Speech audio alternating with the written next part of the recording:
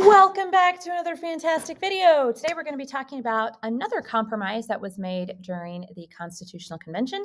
And this one is focusing on how in the world we should choose a president of the United States. Okay, so this is going to be the last thing on this section. Now, during the Constitutional Convention, there were many different suggestions on what kind of leader we should have. So we didn't, like everyone didn't all of a sudden just say, we're going to create the office of the president. Like there was no example that they would look to do something like that. So there were lots of people who suggested, maybe we need a king again. Maybe we need someone who is elected for life. Maybe, those are some suggestions. Alexander Hamilton even thought that we really needed a king. And he and another small group of people on this committee were going to send a letter to a European prince to say, hey man, you want to come and be our king? Wouldn't that be fun?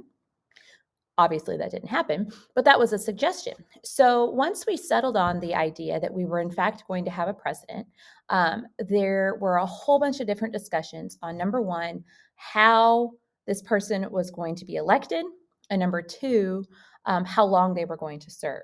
Okay, so on the method of election, the main discussion came down between, do we want to have a popular election or do we want to have some sort of a republic form of election where a smaller group of people essentially choose the president?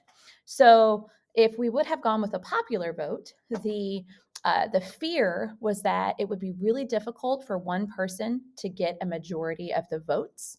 And it would also be really difficult for the entire country to know information, details about a specific person who was running for president, because we didn't have a really good way to share all of that information.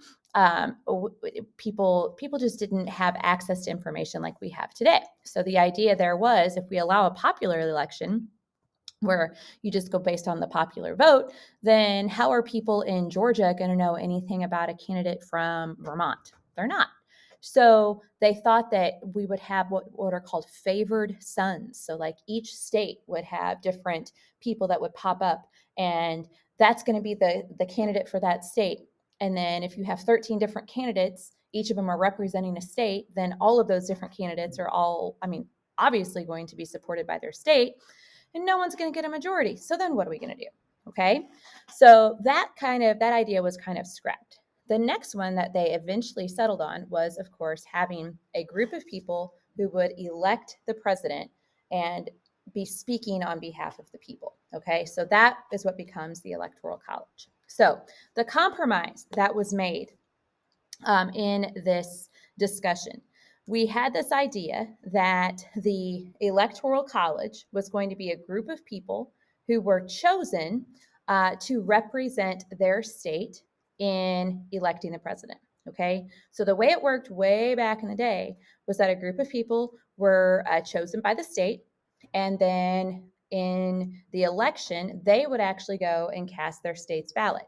So each state would get the number of votes equal to the number of senators and the number of representatives they have. So I want to make sure you write that down, because we're going to revisit this in class, okay?